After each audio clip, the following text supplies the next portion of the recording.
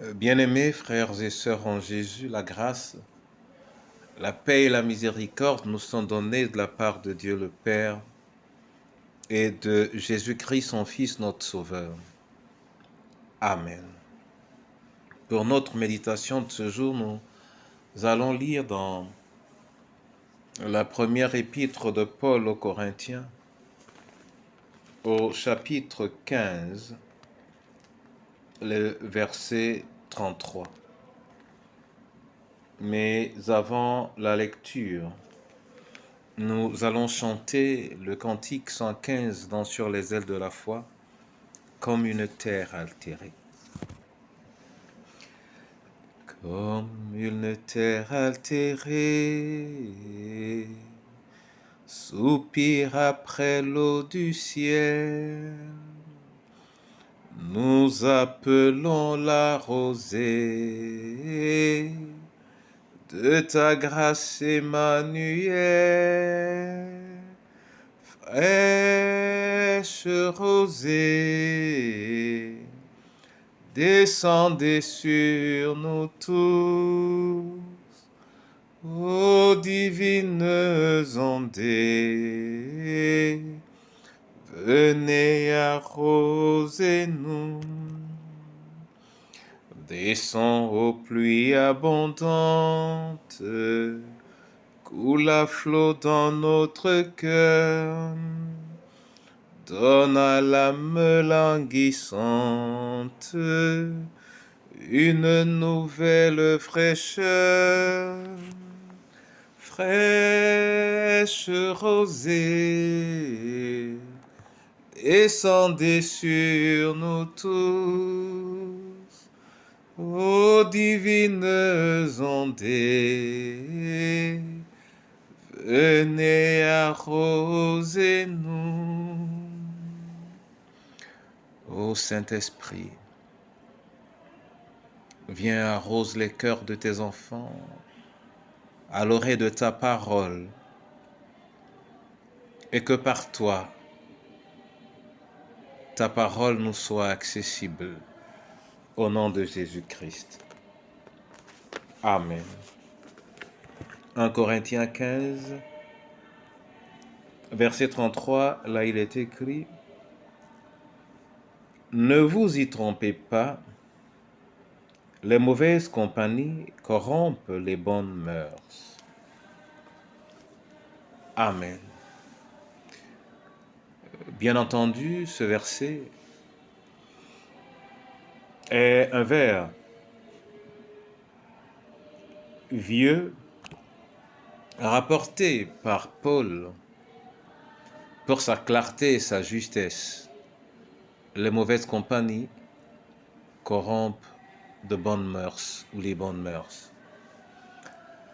Cela veut tout simplement dire que les mauvaises compagnies sont à même non seulement de polluer l'environnement, mais également l'environnement intérieur. Les mauvaises compagnies sont donc ce que l'on pourrait appeler une pollution spirituelle, parce qu'elles sont capables de modifier notre état intérieur, nos attachements, nos valeurs. Et pour parler de pollution spirituelle, nous en sommes entourés, que nous le voulions ou non.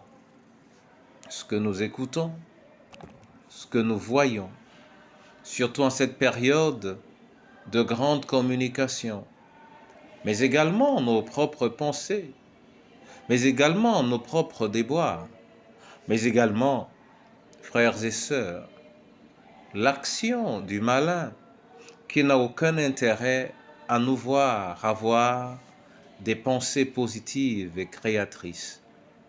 Alors, nous devrons apprendre à faire attention de ces différentes pollutions et à nous en éloigner pour ne pas être infectés, pour ne pas être infestés, pour ne pas nous accoutumer à ce qui ne glorifie pas le Seigneur.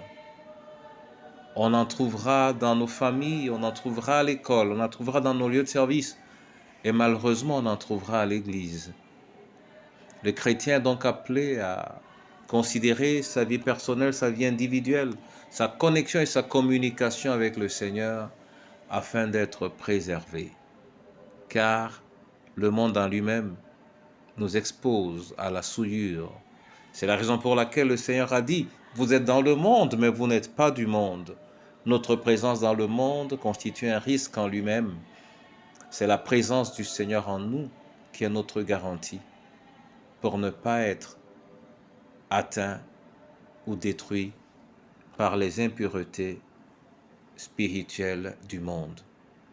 Que l'Éternel nous en préserve et qu'il nous accorde la grâce de nous attacher davantage à la joie de sa présence au nom de Jésus-Christ. Amen. Père, je te bénis et je te rends grâce pour cette parole qui me rappelle combien il est important à mon cœur de vivre dans la pureté et dans la sanctification, et que c'est cela, l'état et le caractère que je me dois de posséder pour pouvoir marcher dans la liberté qui m'a été acquise par le sacrifice de Christ. Seigneur, viens donc, interviens dans la vie du veuf, de la veuve et de l'orphelin, interviens dans la vie de nos différentes familles, celles qui t'invoquent, interviens surtout dans la vie de ton Église, afin qu'elle demeure un sanctuaire pour tous ceux qui te cherchent véritablement. Éloigne de nous toute pollution le long de ce jour et manifeste tes grâces, manifeste tes grâces, manifeste tes grâces au nom de Jésus-Christ. Amen. Que l'onction du Seigneur repose sur vous. Amen.